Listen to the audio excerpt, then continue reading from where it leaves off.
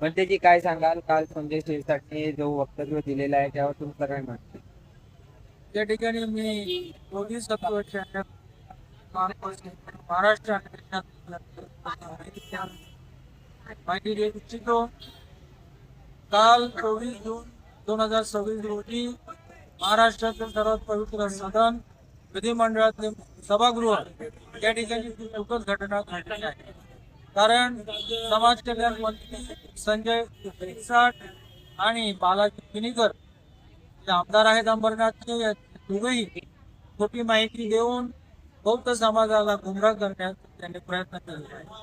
बालाजी किनीकर बोलले या ठिकाणी काही लोक तेढ निर्माण करायचे प्रयत्न करीत आहेत, परंतु त्यांना समजलं पाहिजे 30 जूनला जी भीषण घटना, निंदनीय घटना घडवून आणलेल्या आहेत त्या बुद्धभूमीच्या ठिकाणी असंख्य झाडांची कत्तली, बुद्धरूपाची बेकायदेशीर निष्कासन, पवित्र बौद्ध स्तूप आणि भीमा कोरेगाव विजस्त प्रतिकृती जे आज रोजी महापालिकेचे रेकॉर्डवर सुद्धा आले. कारण मागासवर्गीय आयोग त्यांनी भाग पाडून रेकॉर्डवर यायला यांना सांगितलेलं आहे, त्याप्रमाणे रेकॉर्डवर आलेला आहे. अशा गोष्टी, धार्मिक विषय या लोकांनी बुलडोजर लावून उद्ध्वस्त केलेला आहे.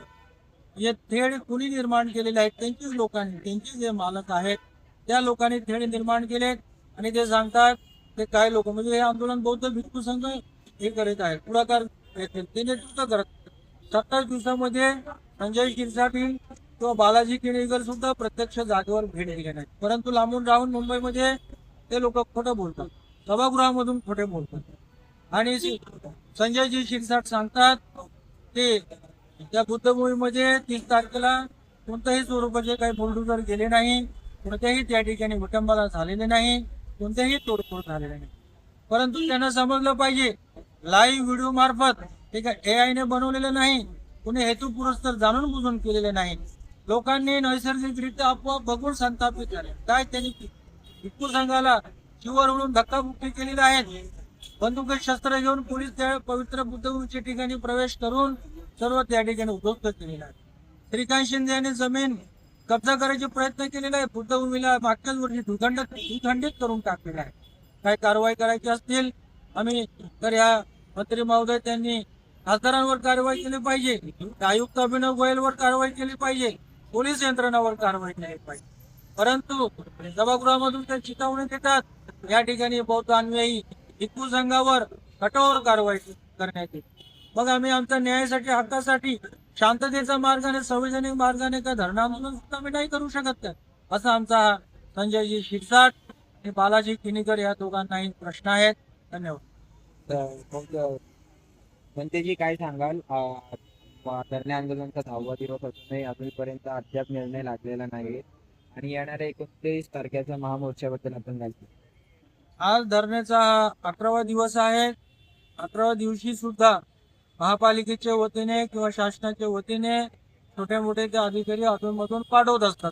त्यांना कोणत्याही याबद्दल माहिती नसतात किंवा ते आम्हाला कोणत्याही स्वरूपात या ठिकाणी न्याय देऊ शकतात अशा प्रकारे त्यांच्याकडे कॅपॅसिटी ना.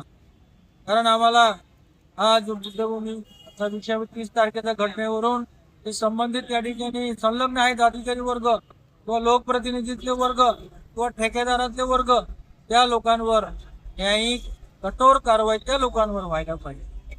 आणि त्यानंतर जोगदान पूल मधोमध घेऊन धम्मभूमीला बुद्ध विखंडित केलेला आहे, त्याबद्दल लगेच MMRD आणि महापालिकेकडून आम्हाला लेटर मिळाले पाहिजे की ते कोणत्या बाजूने हलवत आहे.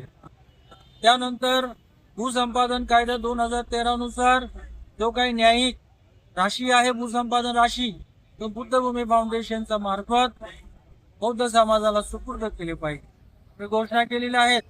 100 लोकांची आमची समिती होणार आहे आणि त्या समितीच्या माध्यमातून कारण भूसंपादन निधी जवळजवळ 300-350 कोटीपर्यंत आणि हे आमचा हक्काचा निधी न देण्यासाठी या ठिकाणी श्रीकांत शिंदे हे सर्व उडवी आणि फसवणुकीचे त्यांनी या ठिकाणी षडयंत्र रचलेलं आहे. दर 2-4 दिवसात काही ना काही ते नवीन खोटं नाटक आणतात पुढे आणि लोकांमध्ये भ्रम पसरवतात. लोकांमध्ये पूर्ण महाराष्ट्रामध्ये संभ्रमामध्ये लोकांना ठेवलं. आता नवीन ते प्राधिकरण म्हणून वेगळेच विषय आणलेला आहे.